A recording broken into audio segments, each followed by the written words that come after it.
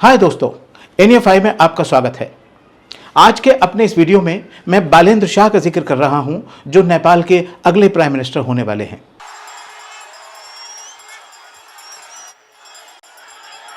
नमस्कार। केनाकी होइता? दोस्तों, आप जानते हैं कि मैं मशहूर शख्सियतों का जिक्र एनियाग्राम में बताए हुए 9 पर्सनैलिटी टाइप्स के ट्रेट्स के रेफरेंस से करता हूं। मेरे इन वीडियोस का मकसद यह होता है कि आप एनियाग्राम में बताए हुए पर्सनैलिटी टाइप्स के ट्रेट्स को अपने आसपास के लोगों में ऑब्जर्व करें और फिर एनियाग्राम में बताए हुए इन ट्रेट्स को नज़र में रखते हुए उन लोगों पर अप्लाई करें और अपने रिश्तों को मजबूत बनाएं। एनियाग्राम हमें बताता है कि हमें अपने आसपास के लोगों से मिलते हुए किस व्यक्ति से किन बातों का ध्यान रखना है। मैं अपने इन वीडियोस में मशहूर शख्सियतों को इसलिए कवर करता हूं कि लोग उन्हें जानते हैं, पहचानते हैं और उनकी आदतों को समझते हैं। सेलिब्रिटीज़ की खास बात यह होती है कि वो सबकी नज़र में होती हैं। सब लोग उनके स्टेटमेंट्स को, उनके एंगेजमेंट्स को और उनकी एक्टिविटीज़ को जानते हैं, तो वो एक्टिविटीज़ सबके सामने होती हैं। दोस्तों, एनियाग्राम की खास बात यह है कि अगर हम इस सिंपल और बहुत ही इंटरेस्टिंग सब्जेक्ट को समझ लें, जो कि बहुत ही आसान है, हम अपने आसपास के लोगों से बहुत मजबूत रिश्ते बना सकते हैं।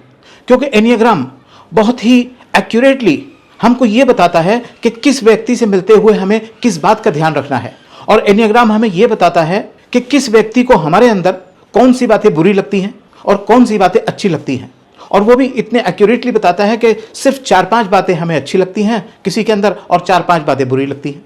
इसी तरह दूसरे व्यक्ति को भी हमारे अंदर 4-5-6 बातें अच्छी लगती हैं और 4-5-6 बातें बुरी लगती हैं। और लोगों से इन बातों को ध्यान रखते हुए मेलजोल रखें तो हमारे रिश्ते समाज में बहुत ज़्यादा मजबूत बन सकते हैं। दोस्तों, हम अपना लाइफ पार्टनर या अपना बिजनेस पार्टनर भी बहुत आसानी से ढूंढ सकते हैं, या फिर हमारा कोई लाइफ पार्टनर या बिजनेस पार्टनर ऑलरेडी है तो हम उसकी शख्सियत का और उसके माइंड सेटअप का बहुत अच्छी तरह ध्यान रखकर उससे बहुत अच्छे ढंग से डील कर सकते हैं और बहुत अच्छे रिश्ते बना सकते हैं। दोस्तों, बालेंद्र शाह करीब 35 साल के जवां मर्द हैं।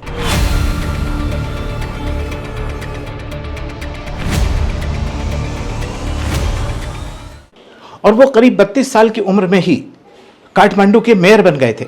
आखिर उनके अंदर ऐसे क्या साइकोलॉजिकल ट्रेट्स हैं कि लोगों ने उनको इतनी बड़ी जिम्मेदारी इतनी कम उम्र में सौंपना पसंद की। और अब लोगों की ख्वाहिश यह है कि बालेंद्र शाह प्राइम मिनिस्टर की कुर्सी संभालें। यह कोई छोटी बात नहीं है, बालेंद्र शाह के लिए भी बहुत बड़ी बात है और पब्लिक के लिए भी यह फैसला एक बड़ा फैसला था कि इतनी कम उम्र के किसी शख्स को इतनी बड़ी जिम्मेदारी सौंप दी जाए। तो आइए अब हम बालेंद्र शाह की साइकोलॉजी का एनालिसिस करते हैं एनियाग्राम के रेफरेंस से। दोस्तों, anyway means 9, it's a Greek word, और एनियाग्राम का मतलब है 9 पर्सनैलिटी टाइप्स का एक चार्ट। तो 9 पर्सनैलिटी टाइप्स में बालेंद्र शाह की पर्सनैलिटी टाइप 9th नंबर पर है, जिसे मीडिएटर और पीस मेकर के नाम दिए गए हैं। आगे बढ़ने से पहले मैं आपको इस पर्सनैलिटी टाइप की एक बड़ी दिलचस्प पहचान बताता चलूं, और वो ये है कि दोस्तों, आपने हिंदी फिल्मों के हीरोज राजकुमार, जितेंद्र, मिथुन चक्रवर्ती और गोविंदा को कई बार बहुत सी फिल्मों में head to toe white dress पहने देखा होगा। आखिर ऐसा क्यों है? दोस्तों, 9th पर्सनैलिटी टाइप से बिलोंग करने वाले पुरुष अक्सर हेड टू टो किसी एक ही रंग के कपड़े पहनना पसंद करते हैं। ड्रेसेस तो इनके और भी होते हैं, लेकिन मैं जो आपको ये निशानी बता रहा हूं, अगर वो निशानी आप किसी में देखते हैं तो उस पर्सनैलिटी टाइप को आप मीडिएटर या पीस मेकर के पॉइंट ऑफ व्यू से ही सबसे पहले ऑब्जर्व करना शुरू कर दीजिए। मैंने रेफरेंस दिया राजकुमार साहब का, जितेंद्र साहब का, मिथुन चक्रवर्ती और गोविंदा का। ये 9th पर्सनैलिटी टाइप से ही बिलोंग करते हैं। आपने अक्सर देखा होगा बालेंद्र शाह भी head to toe black dressing पसंद करते हैं। दोस्तों, एनियाग्राम की 9 पर्सनैलिटी टाइप्स में हर एक पर्सनैलिटी टाइप में यह भी बताया गया है कि कोई व्यक्ति जब अपने हेल्दी लेवल पर होता है तो उसका बिहेवियर और उसकी एक्टिविटीज भी हेल्दी ही होती हैं, और जब कोई इंसान अपने आप को इनसिक्योर समझता है तो उसके हालात के साथ साथ उसका बिहेवियर भी और उसकी एक्टिविटीज भी लोअर लेवल पर आ जाती हैं। यहां हम बालेंद्र शाह की बात कर रहे हैं। हम देखते हैं कि वो एनियाग्राम में बताए गए ट्रेट्स के अकॉर्डिंग बहुत ज्यादा हाई लेवल पर हैं, मतलब अपने हाई बिहेवियर और अपनी हाई लेवल की एक्टिविटीज की वजह से जाने जाते हैं। वो समाज में बड़े बड़े काम अंजाम दे रहे हैं जो समाज के ही हित में हैं। वो ऐसे में खुद को तो याद रखते ही हैं, वो समाज को भी सामने रखते हैं। तो आइए एनियाग्राम में बताए हुए उनके ट्रेट्स पर हम एक नजर डालते हैं। दोस्तों एनियाग्राम में जो लोग बहुत हाई लेवल के बिहेवियर वाले लोग होते हैं, उनके लिए एनियाग्राम में एक बहुत खास लफ्ज इस्तेमाल किया गया है और वो है इंडोमिटेबल। तो हम बालेंद्र शाह को देखते हैं कि वो इंडोमिटेबल ही हैं, यानी उन पर कोई डोमिनेट नहीं कर पा रहा। वो जहां भी जाते हैं मुकाबले में सबसे ऊपर रहते हैं। वो जब एक रैपर थे तो उस वक्त भी उनको कोई मात नहीं दे सका, उनका कोई कंटेम्प्रेरी रैपर उनसे आगे नहीं बढ़ सका। एनियाग्राम में ऐसे लोगों की एक और खासियत बताई गई है और वो ये है कि ये लोग ऑल एम्ब्रेसिंग होते हैं, मतलब सबको गले लगाते हैं, सबको साथ लेकर चलते हैं। हमने देखा कि बालेंद्र शाह जब भी कोई एक्टिविटी करते हैं, वो चाहे रैपर हों, चाहे वो मेयर बन गए हों या अब इलेक्शन में खड़े होकर पीएम के उम्मीदवार बन गए हों, वो सबको साथ लेकर चल रहे हैं। उन्होंने अपने सॉन्ग्स में भी पिछड़े हुए लोगों का जिक्र किया और वो अपने इन्हीं सॉन्ग्स की वजह से समाज में इतने पॉपुलर हुए कि लोगों ने उन्हें इतनी बड़ी जिम्मेदारियां सौंप दी। दोस्तों अगला लफ्ज इस पर्सनैलिटी टाइप के लिए डायनेमिक इस्तेमाल किया गया है। हम देखते हैं कि बालेंद्र शाह डायनेमिक है, उनमें हम देखते हैं कि चुलबुलापन भी है। वो एक शोख तबीयत के आदमी हैं, बहुत फुर्तीले हैं और इधर से उधर भागते दौड़ते फिरते हैं। समाज के जिस हिस्से को उनकी ज़रूरत होती है वो वहीं पहुंच जाते हैं।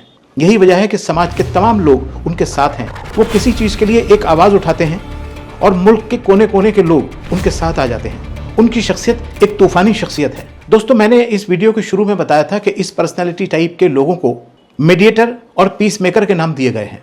तो आइए हम देखते हैं कि वो अपने इन नामों पर किस हद तक पूरे उतरते हैं। मीडिएटर की खास बात यह होती है कि वो किसी भी मामले में अपनी राय के साथ साथ दूसरे की ओपिनियन को भी जहन में रखता है। वो दूसरे के पॉइंट ऑफ व्यू से सोचने का माहिर होता है। वो जानता है कि दूसरा किस पॉइंट ऑफ व्यू से सोच रहा है, मतलब अपनी राय के साथ साथ वो ऑपोजिट राय भी साथ लेकर चलता है। एक अच्छे मीडिएटर के अंदर यह भी खास बात होती है कि वो रिकंसाइलिंग होता है। वो किसी भी मामले का हल ढूंढता है। उसके सामने जब कंट्रोवर्सीज आती हैं तो वो उन कंट्रोवर्सीज को खत्म करने के लिए उनका हल तलाश करके देता है। दोस्तों पिछले दिनों उन्होंने कुछ ऐसे स्टेटमेंट्स दिए थे जिससे जाहिर होता था कि वो भारत से नाराज हैं। हालांकि ये कोई बड़ी कंट्रोवर्सी नहीं थी, लेकिन उस टाइम वो लोकली रिस्पॉन्सिबल थे। लेकिन अब वो जो जिम्मेदारियां उठाने जा रहे हैं वो क्रॉस बॉर्डर रिस्पॉन्सिबिलिटीज हैं। तो अब देखना यह है कि उनका ये रिकंसाइलिंग ट्रेट किस हद तक काम में आता है या अपने वो इस ट्रेट को किस हद तक उभार कर इसको इस्तेमाल करते हैं। दोस्तों अगर बालेंद्र शाह एनियाग्राम में बताए हुए अपने हाई लेवल पर बने रहते हैं तो उम्मीद यह है कि भारत के साथ भी उनके रिश्ते बहुत ज़्यादा मजबूत हो जाएंगे, क्योंकि वो रिकंसाइलिंग हैं, वो मीडिएटर हैं, वो ऑल एम्ब्रेसिंग हैं। तो इससे यही उम्मीद की जा सकती है कि भारत के साथ उनके रिश्ते बहुत मजबूत हो जाएंगे। दोस्तों भारत और उसके अवाम की तरफ से बालेंद्र शाह के लिए ढेर सारी शुभकामनाएं। एनियाग्राम पर आधारित मेरे ये वीडियोस देखते रहिए ताकि आप अपने आसपास के लोगों में एनियाग्राम में बताए हुए ट्रेट्स को ऑब्जर्व कर सकें और उनके साथ अपने रिश्तों को गहराई के साथ मजबूत बना सकें। अब मुझे यानी असलम बेग को दीजिए इजाज़त। देखते रहिए NFI।